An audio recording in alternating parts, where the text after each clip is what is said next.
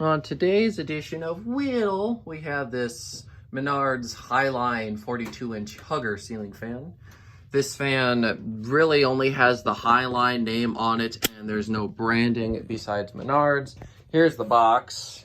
I got it for about $4 at a salvage store, new in box. It was half off. It was originally like $9. I got alongside that Westinghouse aerialist over there.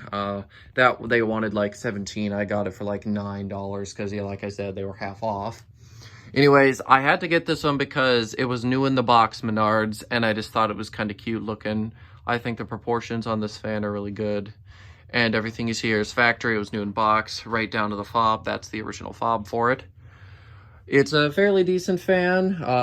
Appearance-wise, I give it an A. Performance-wise, I have to give it a C+, mainly because airflow is just all right, but my main problem is that it's pretty loud. It vibrates a lot.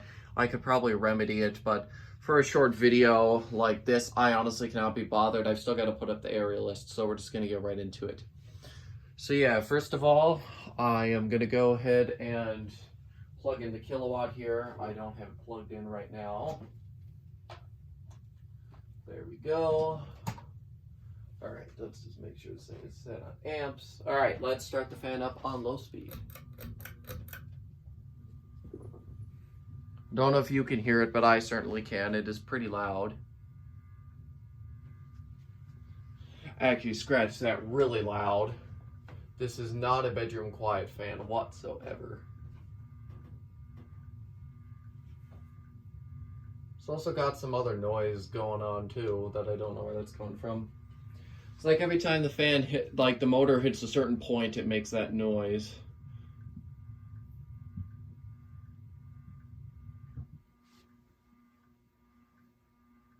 It's probably something vibrating up there, but I'd have to take the whole thing back apart to fix it.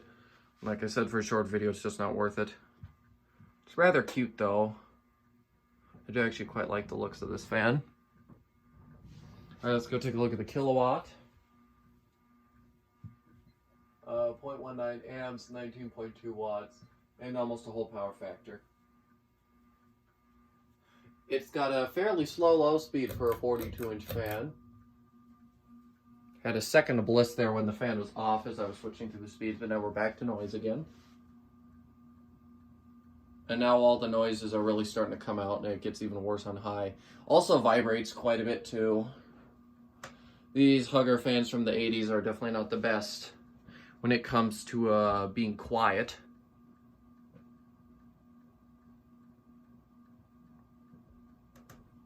And obviously, you know, it's got the Sensor blades. I don't know a whole lot about it. All I know is that it's from the 80s.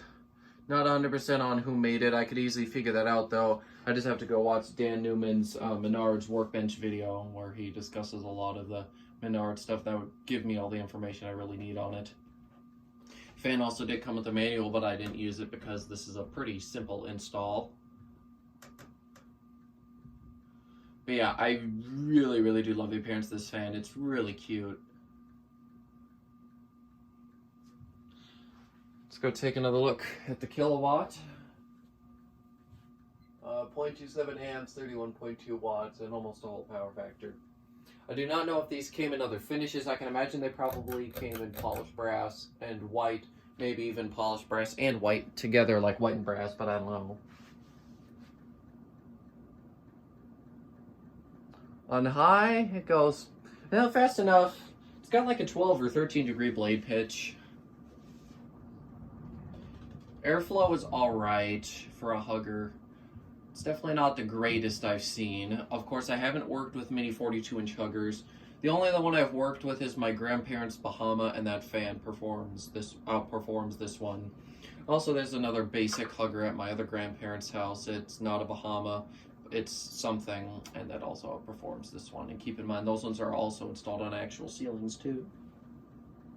It also has a energy pincher on the box.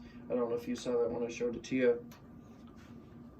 It doesn't appear to be a easy to read date on the fan, so I can't tell you that. Anyways.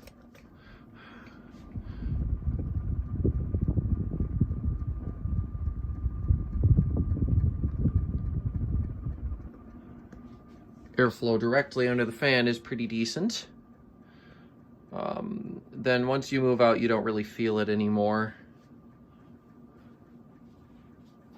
Let's see, we've got 0.40 amps, 48.8 watts, and a whole power factor. So it definitely doesn't draw a lot of current.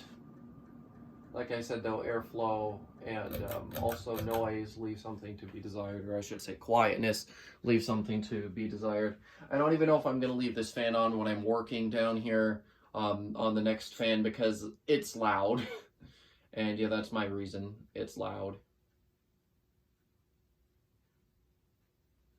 I did leave it run on high speed to try to see if I could level out the bearings, you know, so spin down time wouldn't be so short. I don't know how well that did. Something tells me it didn't do the greatest of jobs, but I tried.